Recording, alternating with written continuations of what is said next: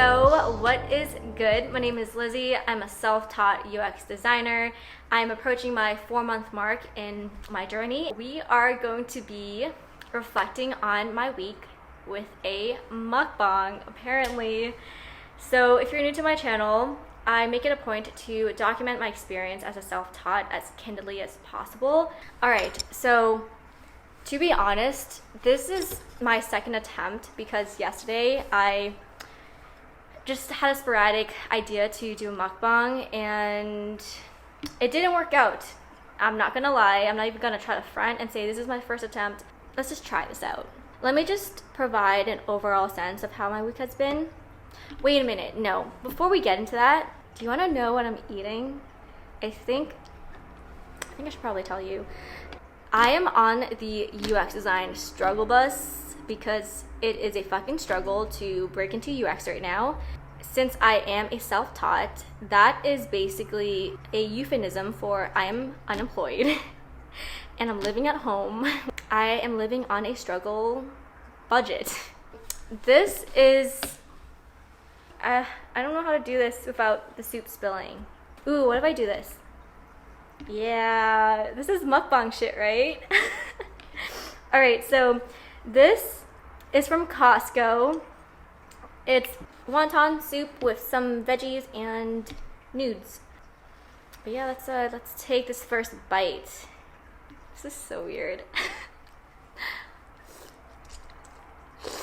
So Sunday night, I was listening to this Clubhouse call that was hosted by Chris Do.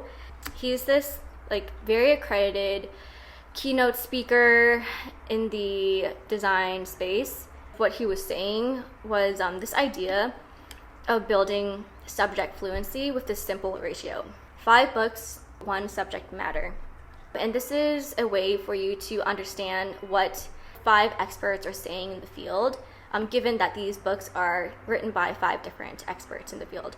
And so I'm doing that with UX design, but specifically I'm trying to like break it down into segments of UX design so that I really have a thorough understanding of the breadth of UX design, which is a very large scope. And then the other thing that Chris Do was saying that really resonated with me, he was describing his relationship with reading books. Let me actually just read to you a quote from him because I don't want to butcher it.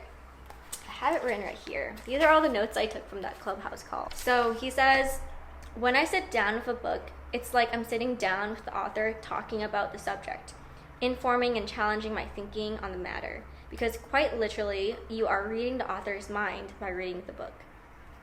When he said that in the call, it gave me chills. I used to think reading books was such like a mundane task because I see books as an inanimate object and that reading is kind of like a passive activity.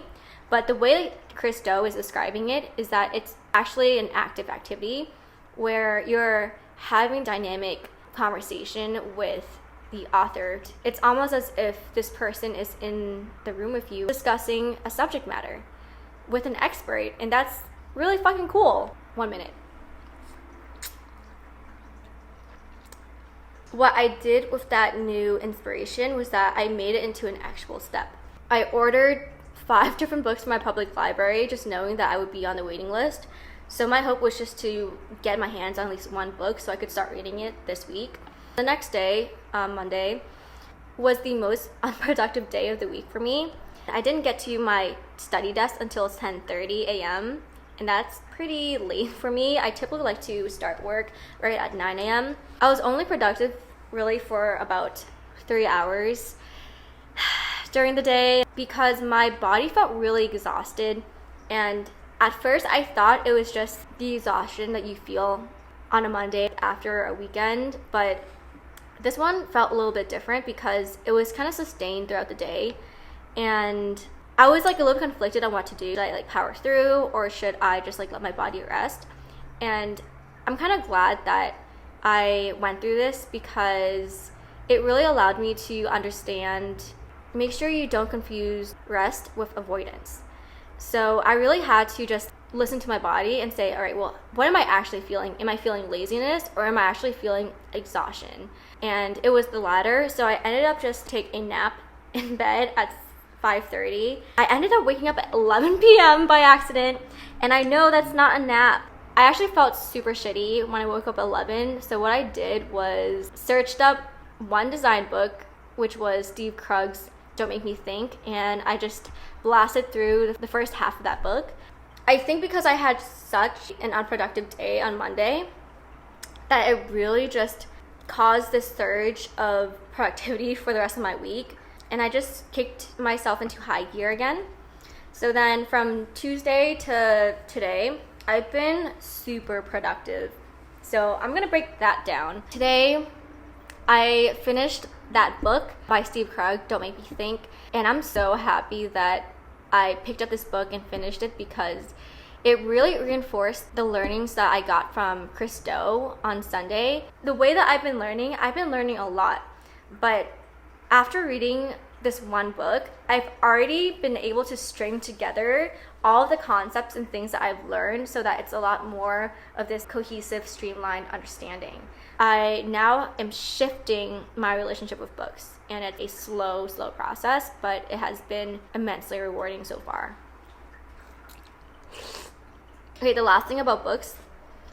So it's given me a lot more bearings on user research. One really helpful thing that Steve Krugg talks about in his book is this principle that people don't read web pages, they scan it for the information that they're looking for. How it's so important to make the web navigation as painless as possible for the users. He says 5 mindless clicks on a website is equivalent to 1 click that requires thought. See, these are 2 examples of reshaping my understanding of, I guess, how people actually interact with websites, and that has just made my next steps in my pro bono case just so much more effortless. So how I initially approached user research for my pro bono case was I was pulling data collected by the center's office. They actually weren't data that I actually needed, and I think just in the midst of sifting through all that data, I got a little bit lost. After understanding user research principles and human behavior, I am now shifting my approach to creating new surveys and doing new user testing. Just to recap what my pro bono case is, it's to redesign the information architecture and web navigation for a state center's website. And my deliverables as the UX designer on the project is to deliver user research, user flows, and low fidelity wireframes with specs. So my approach to it is, how do we make the language as simple as possible? And then also, how do we group the information on the website so that it is easy for people to find? I'm actually conducting 2 tests after I eat. That's kind of the update on my pro bono case this week. If you're wondering about my update on my HubSpot application for that rotational program, I haven't heard back yet, and I'm not gonna lie, I've been refreshing my email for the past 2 days.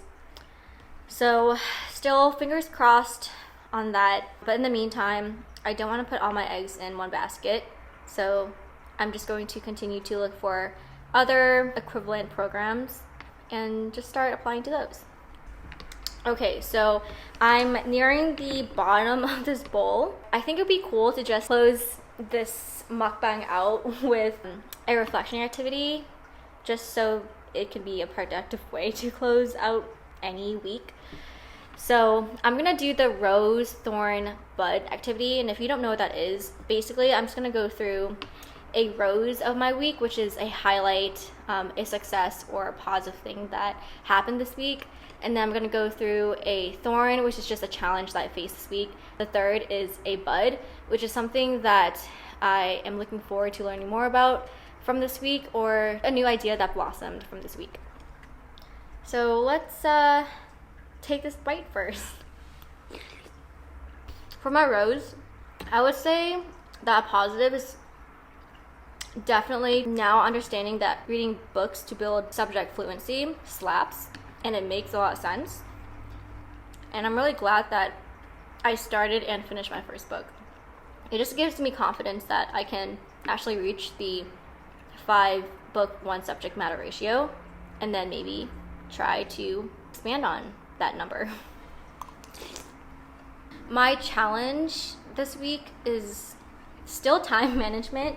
There are so many things that I'm juggling right now, and I'm still trying to figure out how to time block and prioritize things that I need to prioritize over things that I want to do.